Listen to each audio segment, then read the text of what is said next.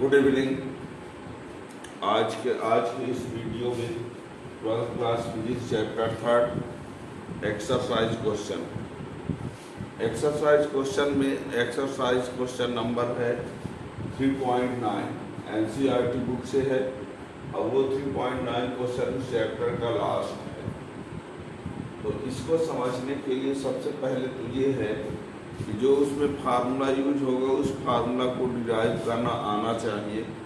इसके लिए आप उसके पहले का वीडियो जो इसमें आप चैप्टर 3 का पूरे टॉपिक का वीडियो बना हुआ प्लेलिस्ट में आप जाके देख सकते हैं। यहाँ सिर्फ और सिर्फ हम उसका न्यूमेरिकल क्वेश्चन बताएंगे। उस न्यूमेरिकल क्वेश्चन के लिए सिर्फ जो फार्मूला यूज करके उसको सवाल को सॉल्व कर देना, लेकिन यदि उस फार्मूला को जानना कैसे आए तो उसको अलग से आपको पढ़ना पड़ेगा। तो चैप्टर 3 का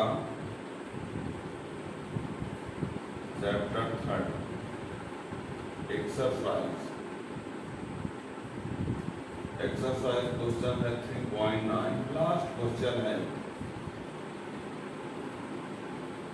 एनसीईआरटी बुक का। ये भी थोड़ा सा बता दें, न्यू बुक से देखिएगा क्योंकि जो पुरानी बुक है उस पुरानी बुक में कई क्वेश्चन दिए गए हैं, लेकिन जो सिलेबस से हट गया है वो नए वाले बुक में हटा दिया गया है। तो इसका सीरियल नंबर जो है वो 9 क्वेश्चन है और नई पुरानी वाली बुक में हो सकता है कोई और सीरियल हो। क्वेश्चन यहाँ पर हम नहीं लिखेंगे, क्वेश्चन आप लोग बुक से देखेंगे और क्योंकि पढ़ने वालों के लिए ये टॉपिक है तो बुक तो सभी के पास होगी तभी वो पढ़ेगा 12th क्लास।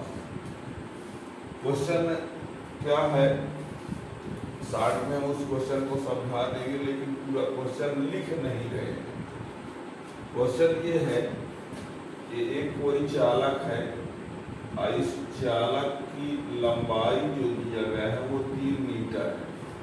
एक कोई चालक है, उस चालक की लंबाई 3 मीटर है और उसके एकांक आयतन में मुक्त इलेक्ट्रॉनों की संख्या जो है 8.5 गुणे 10 की घात 28 पर मीटर क्यूब है। ठीक, और अनुप्रस्थ काट का क्षेत्रफल जो है, अनुप्रस्थ काट का क्षेत्रफल ए बराबर दिया गया है 2 गुणे 10 घात -6 मीटर स्क्वायर। और इस चालक में फ्लो होने वाली करंट धारा आई का मान जो दिया है वो 3 एम्पियर दिया है। ये पूरा प्रश्न है। ये चालक है और उस चालक में इलेक्ट्रॉन घनत्व या इलेक्ट्रॉनों की संख्या एकांक आयतन में ये है, अनुप्रस्थ काट का क्षेत्रफल ये दिया गया है, उसकी लंबाई ये दिया गया है, धारा का मान 3 एम्पियर दिया गया है। तो ये बताना है कि जब इलेक्ट्रॉन इस चालक में प्रवाहित होंगे, चलेंगे, है ना, तो इलेक्ट्रॉन जब एक सिरे से दूसरे सिरे तक जाएंगे तो उनको एक सिरे से दूसरे सिरे तक जाने में कितना टाइम लगेगा। और इलेक्ट्रॉन जो है वो अपवाह वेग से चलते हैं, अनुगमन वेग से। ठीक, यदि क्वेश्चन टोटल तो हम नहीं लिख रहे हैं पर क्वेश्चन कहता क्या है वो बता दिए क्वेश्चन बुक से। क्या एक चालक है, लंबाई 3 मीटर है, मुक्त इलेक्ट्रॉनों की संख्या एकांक आयतन में दिया है, अनुप्रस्थ काट का क्षेत्रफल दिया है, प्रवाहित धारा का मान दिया है और इलेक्ट्रॉन जो है अनुगमन वेग से चलते हैं, तो एक सिरे से दूसरे सिरे तक पहुंचने में कितना टाइम लगेगा ये प्रश्न है। ठीक, ये सब कुछ दिया है, आपको टाइम की वैल्यू चाहिए। ये तो यहाँ आपको बता दें, यहाँ से यहाँ तक इलेक्ट्रॉनों को आने में लगा समय ज्ञात करना। तो समय बराबर एक सूत्र होता है दूरी बटे वेग। अब यहाँ दूरी की जगह है आप लंबाई का यूज कर सकते हैं, चालक की जितनी लंबाई है। अब वेग की जगह पर यहाँ पर अपवाह वेग, इसको कहते हैं अनुगमन वेग। क्या बोलते हैं? अनुगमन वेग, यानी चाहो तो L बटे VD लिख सकते हो समय बराबर। ठीक, इसके क्वेश्चन के सॉल्यूशन के लिए समय बराबर दूरी बटे वेग, दूरी की जगह हमने चालक की लंबाई, एक सिरे से दूसरे सिरे तक की दूरी यानी लंबाई, अब वेग की जगह पर अपवाह वेग यानी अनुगमन वेग VD। किंतु एक फार्मूला होता है I = होता है NAVBE, तो इससे VD = क्या होगा I/NAE,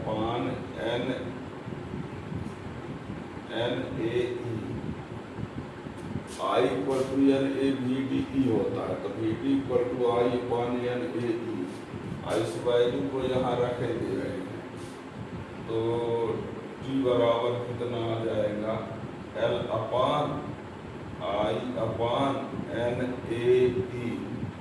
तो इसी से आगे बढ़ाते हैं, तो T = LNAE/I। अब इन सब की वैल्यू रख देते हैं। L की वैल्यू कितना दिया है 3,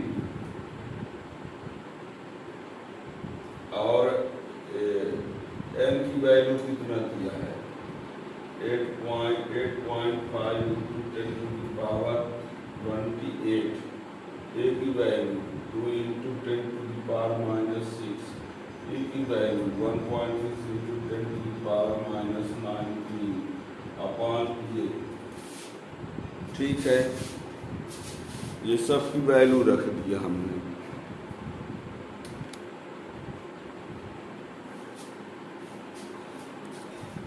ये L की वैल्यू 3 मीटर, N की वैल्यू ये रहा, A की वैल्यू ये है, इलेक्ट्रॉन का चार्ज ये, आगे T = ये इससे कैंसिल हो गया 8.5 × ये 3.2 × ये 10⁻3, तो T = ये आ गया, तो T = 2.72 × 10⁻4 सेकेंड। ये टाइम की वैल्यू, यानी एक सिरे से दूसरे सिरे तक जाने में जो टाइम लगेगा वो इतना लगेगा। तो जब ये इलेक्ट्रॉन ये चालक के एक सिरे से दूसरे सिरे तक जाएंगे तो उसमें लगा समय इतना होगा, ये सेकेंड में है। ठीक है ना, क्वेश्चन हमने नहीं लिखा है पर बता सब कुछ दिया, और उसमें आप देख लीजिए बुक से। अब ये टाइम जो है वो किसमें है, सेकेंड में है। यदि इसको कोई चाहे कि मिनट में कितना होगा तो इसमें 60 से भाग कर देंगे, फिर कोई कहेगा घंटे में कितना होगा तो फिर से 60 का भाग कर दीजिए, या इकट्ठा 3600 का भाग कर दीजिए, तो किसमें आ जाएगा, घंटे में आ जाएगा। ठीक है ना, लिखना चाहे तो लिख सकते हैं। 3600 का भाग करेंगे तो लगभग कुछ ऐसे आता है ना, इतना 7.5 घंटे के आसपास। ठीक है, वैसे अंतरराष्ट्रीय पद्धति SI यूनिट ही सर्वमान्य है, ये आपका 100% सही आंसर है। ठीक है ना,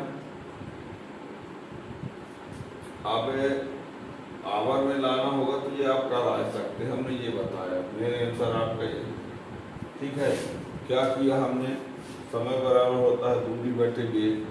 दूरी के लिए चालक एक सिरे से दूसरे सिरे तक जब इलेक्ट्रॉन जाएगा तो उसकी दूरी वही होगी जो उस चालक की लंबाई है, तो दूरी को हमने लंबाई लिख दिया। और इलेक्ट्रॉन जो चल रहे हैं अपवाह वेग प्रवाह वेग से चल रहे हैं, तब वेग की जगह हमने अपवाह वेग VD लिख दिया, तो ये VD। I बराबर यानी VD फार्मूला ही होता है, इससे VD की वैल्यू लाएंगे, ये इसको यहाँ रख दिया, ऑल ओवर फार्मूला ये बन गया। इसमें सबकी वैल्यू रखते हुए साल कर दिया, तो इतना सेकेंड। ठीक, तो ये चैप्टर 3 का एक्सरसाइज का लास्ट क्वेश्चन था। अब इसके बाद इसमें कोई भी क्वेश्चन नहीं है थर्ड चैप्टर में। अब फोर्थ चैप्टर को पढ़ने के लिए चैनल सब्सक्राइब किए रहेंगे तो जब भी उसका वीडियो आए तो उसका नोटिफिकेशन मिलता रहेगा। और पूरी फिजिक्स पढ़ने के लिए हमने बता दिया कि प्लेलिस्ट में हिंदी मीडियम, इंग्लिश मीडियम सब वीडियो आप उसमें आप देख सकते हैं। Thank you.